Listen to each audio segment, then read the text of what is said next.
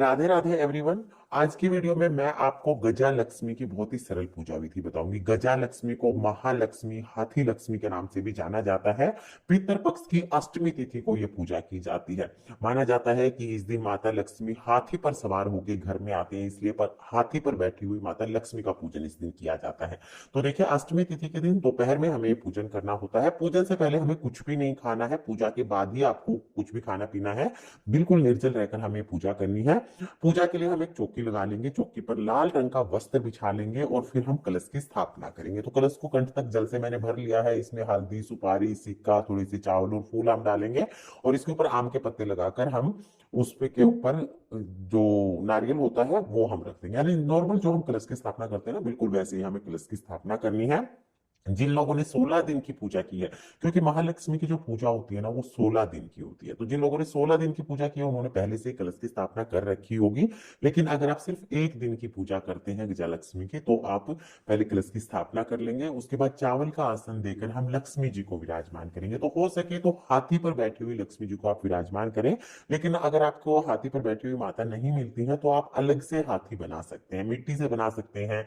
या फिर देखिए, मैंने यहाँ पर आटे से हाथी बनाए हैं, तो यहाँ पर हम हाथी को बिल्कुल माता के, लक्ष्मी माता के बिल्कुल पास ही रखेंगे, जैसे लक्ष्मी माता इसके ऊपर बैठी हुई हो। तो इस तरह से हमें हाथी का पूजन आज के दिन जरूर करना होता है लक्ष्मी माता के साथ साथ। अब हम दिया जला लेंगे। तो सबसे पहले तो प्लेट में हम स्वास्तिक बनाएंगे, फिर उसको हम चावल से भर लेंगे और फिर उस पर हम दिया रखेंगे। तो यहाँ पर हम देसी घी का दिया प्रज्वलित कर लेंगे। तो सबसे पहले हम लोग शुद्धिकरण कर लेंगे। और देखिए, आप चाहे तो गणेश जी की आप अलग से स्थापना कर सकते हैं, या जो आपने कलश की स्थापना की है, कलश में सभी देवी देवताओं का वास होता है, गणेश जी का ध्यान करके आप कलश के रूप में भी पूजन कर सकते हैं। तो सबसे पहले तो हम कलश को तिलक कर देंगे, हम फूल समर्पित कर देंगे, वस्त्र स्वरूप कलावा समर्पित कर देंगे। तो सबसे पहले हम कलश का पूजन कर लेंगे। उसके बाद हम लक्ष्मी माता का पूजन करेंगे, हाथी का पूजन हम साथ साथ करेंगे, क्योंकि हाथी पर सवार होकर ही माँ इस दिन आती हैं। जब हाथी प्रसन्न होगा तभी लक्ष्मी मैया हमारे घर पर आएंगी। तो लक्ष्मी मैया को तिलक हम कर देंगे, वस्त्र स्वरूप कलावा समर्पित कर देंगे, हाथी को भी वस्त्र स्वरूप कलावा समर्पित करेंगे, तिलक करेंगे और लक्ष्मी माता को लाल रंग की चुनरी उड़ा देंगे। श्रृंगार का सामान हम जरूर समर्पित करेंगे। और जो भी श्रृंगार का सामान आप लक्ष्मी माता को समर्पित करेंगे ना, बाद में आप उसको दान कर देंगे। तो आप अपनी सास, ननद, जिठानी या किसी पंडिताइन को, किसी को भी, किसी भी सुहागिन महिला को ये सुहाग का सामान दान दे सकते हैं। उसके बाद फूल चढ़ाएंगे।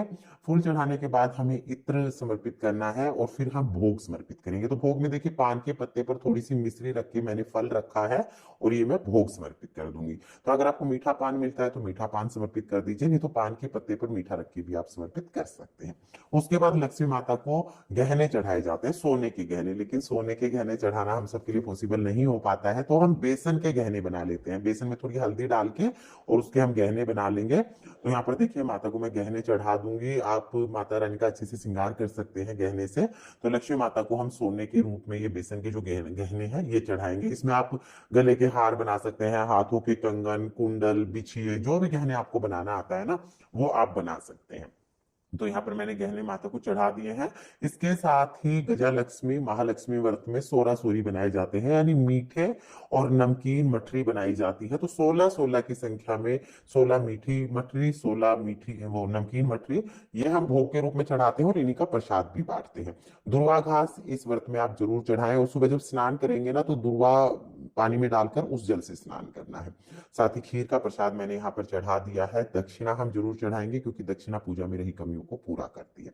इसके बाद देखिए, हमें महालक्ष्मी का डोरा बनाना है। तो गड़ा भी इसको बोलते हैं या डोरा आप कह सकते हैं। तो कलावा हम ले लेंगे, इसमें हमें 16 गांठ लगानी है। तो 16 गांठ का ये डोरा बनेगा। कलावा आप पहले ही थोड़ा बड़ा लीजिएगा, ताकि आप जब गांठ लगाएंगे ना, तो फिर ये छोटा ना पड़े। और इस डोरे को पूजा के बाद अपने सीधे हाथ में बांधा जाता है, या फिर आप अपने पल्लू में भी इसको बांध सकते हैं। कहते हैं कि जिस घर में महालक्ष्मी का पूजन किया जाता है, उस घर में कभी भी धन संपत्ति की कमी नहीं होती है।